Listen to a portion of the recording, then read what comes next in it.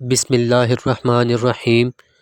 اللہم صلی علی محمد وآلہ وعطرتہ بعدد کل معلوم لک۔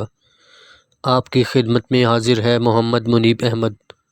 ہمارا آج کا موضوع ہے کعبہ شریف کی تعمیر نو۔ جب آپ صلی اللہ علیہ وآلہ وسلم کی عمر 35 سال ہو گئی تو قریش نے کعبہ کو از سر نو تعمیر کرنا شروع کیا۔ حضرت صلی اللہ علیہ وآلہ وسلم اس کار خیر میں شریک کار رہے اور اپنے کندھوں پر پتھر اٹھا اٹھا کر لاتے رہے۔ سارے قبائل محبت و پیار کی فضا میں کعبہ کی تعمیر میں مشغول تھے، لیکن جب حجر اسود رکھنے کا وقت آیا تو اچانک اندھی عصبیت کے سوئے ہوئے فتنے انگڑائی لینے لگے۔ دیوار کعبہ میں حجر اسود نصب کرنا بہت بڑا اعزاز تھا۔ ہر قبیلے کی یہ خواہش تھی کہ یہ اعزاز اسے حاصل ہو۔ مسلسل 4-5 روز تک حالات بڑے کشیدہ رہے۔ ہر لحظہ لڑائی چھڑ جانے کا خطرہ بڑھتا جا رہا تھا۔ کسی وقت بھی کوئی دھماکہ ہو سکتا تھا۔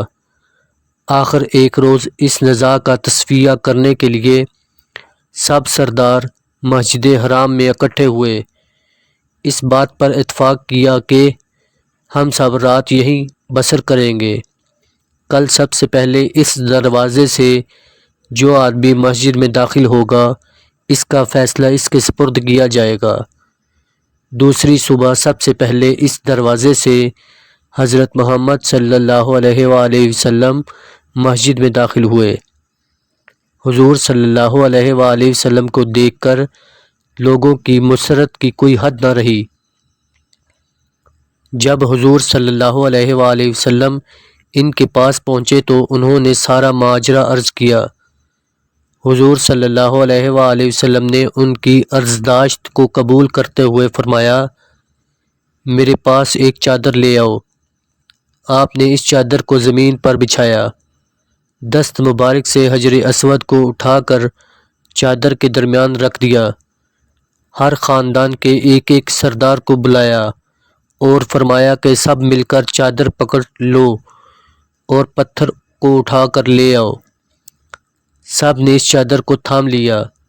جب وہ اس مقام پر پہنچے جہاں حجر اسود نصب کرنا تھا تو حضور صلی اللہ علیہ وآلہ وسلم نے اپنے ہاتھوں سے اٹھا کر دیوار میں اس کے مقام پر رکھ دیا۔ اس طرح اس مقدس کام میں شرکت فخر سب کا حاصل ہو گیا۔ فتنہ فساد کے بھڑکنے والے شعلے اپنی موت آپ مر گئے اور سب کے دلوں میں مسرت و شادمانی کی لہر دوڑ گئی۔ حضور صلی اللہ علیہ وآلہ وسلم کے اطوار و شمائل کو دیکھ کر اہل مکہ آپ کو صادق اور امین کے لقب سے یاد کرتے تھے، لیکن اس جھگڑے کا حکیمانہ فیصلہ فرما کر حضور صلی اللہ علیہ وآلہ وسلم نے سب کے دل موہ لیے۔ سبحان اللہ۔ اگر آپ کو یہ ویڈیو اچھی لگی ہے تو اس ویڈیو کو ثواب کی نیت سے آگے شیئر کریں تاکہ لوگوں کے علم میں بھی اضافہ ہو۔ آپ کا بہت بہت شکریہ۔ اللہ حافظ، فی امان اللہ۔